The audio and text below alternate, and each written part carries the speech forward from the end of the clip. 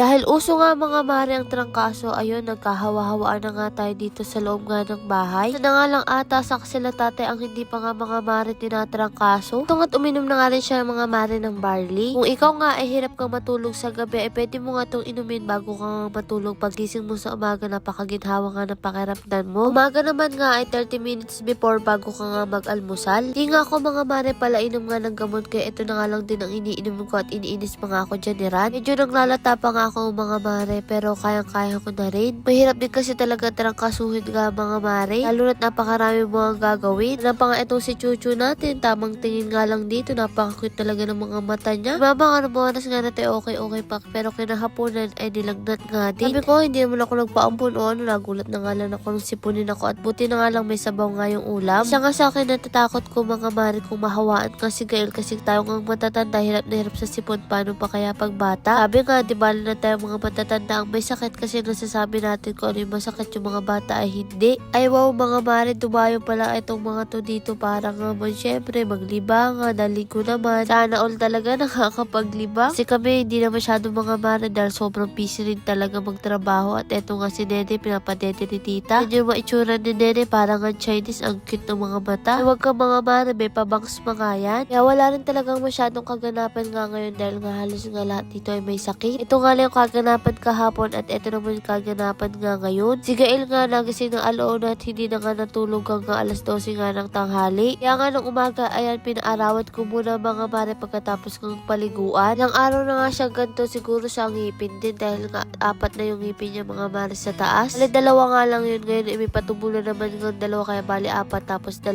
sa baba. Kaya siguro hindi nga rin siya mapakali mga mare, pero tinan nyo nang masayahin din naman. Kaya lang nakakaawa nga kahit antok na siya, ipinipigilan niya ng matulog. Sakto naman habang nakatambay nga kami dito ay binarinig nga siya na nagbebenta nga ng pandesal, kaya naman ay bumili nga siya halaga 100.